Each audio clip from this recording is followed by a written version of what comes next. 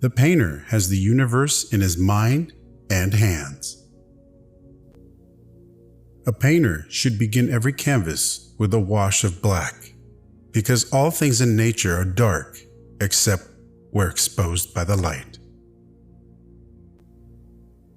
Art is the queen of all sciences, communicating knowledge to all the generations of the world.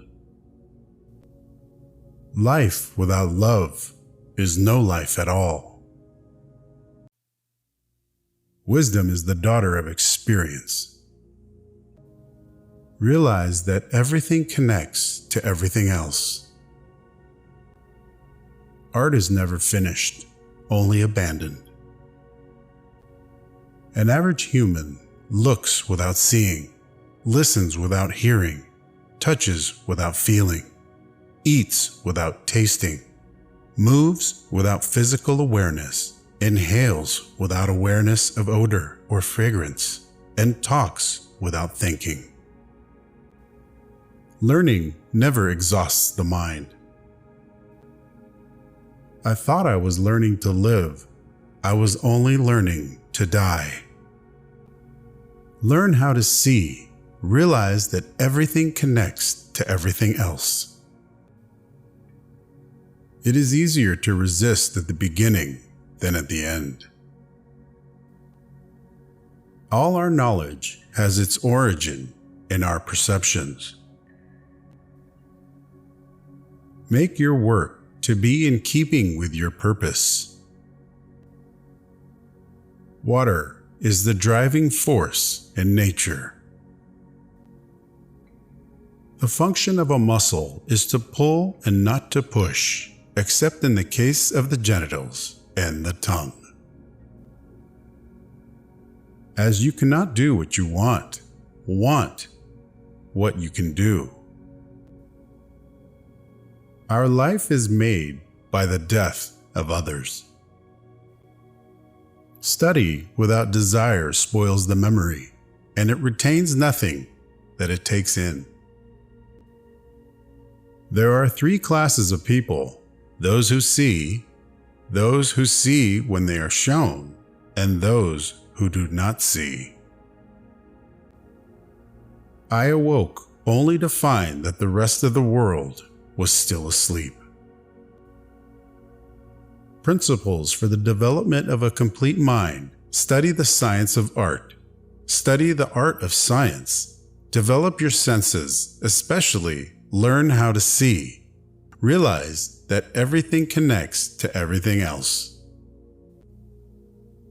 Painting is poetry that is seen rather than felt, and poetry is painting that is felt rather than seen. Obstacles cannot crush me. Every obstacle yields to stern resolve. The knowledge of all things is possible. Truth at last cannot be hidden. Dissimulation is of no avail. Dissimulation is to no purpose before so great a judge. Falsehood puts on a mask. Nothing is hidden under the sun. I love those who can smile in trouble, who can gather strength from distress, and grow brave by reflection. 'Tis the business of little minds to shrink, but they whose heart is firm and whose conscience approves their conduct will pursue the principles unto death. There are four powers: memory and intellect, desire and covetousness. The two first are mental, and the other sensual. The three senses, sight, hearing, and smell, cannot well be prevented. Touch and taste, not at all. I have been impressed with the urgency of doing. Knowing is not enough. We must apply. Being willing is not enough. We must do. Experience never errs. It is only your judgments that err by promising themselves effects such as are not caused by your experiments. If you are alone, you belong entirely to yourself. If you are accompanied by even one companion, You belong only half to yourself, or even less in proportion to the thoughtlessness of his conduct. And if you have more than one companion, you will fall more deeply into the same plight. Every now and then, go away. Have a little relaxation, for when you come back to your work, your judgment will be surer. Go some distance away, because then the work appears smaller, and more of it can be taken in at a glance, and a lack of harmony and proportion is more readily seen. The time will come when men such as I will look upon the murder of animals as they now look on the murder of men. The artist sees what others only catch a glimpse of. In rivers, the water that you touch is the last of what has passed and the first of that which comes, so with present time. The acquisition of knowledge is always of use to the intellect, because it may thus drive out useless things and retain the good.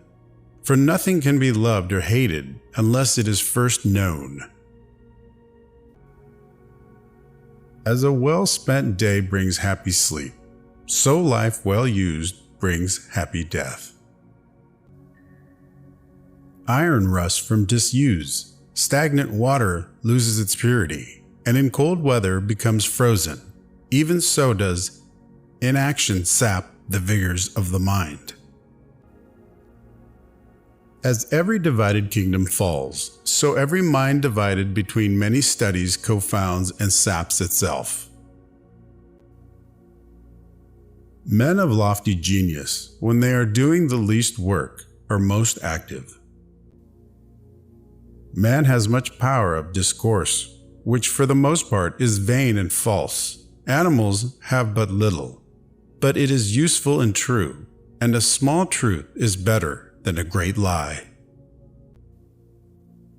To develop a complete mind, study the science of art, study the art of science, learn how to see, realize that everything connects to everything else. Anyone who conducts an argument by appealing to authority is not using his intelligence, he is just using his memory. If you find from your own experience that something is a fact, and it contradicts what some authority has written down, then you must abandon the authority and base your reasoning on your own findings. Truly man is the king of beasts, for his brutality exceeds them. We live by the death of others. We are burial places. Men fight wars and destroy everything around them. The earth should open and swallow them up.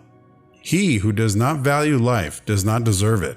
Never destroy another life through rage or through malice. Those who, in debate, appeal to their qualifications argue from memory, not from understanding. The supreme misfortune is when theory outstrips performance.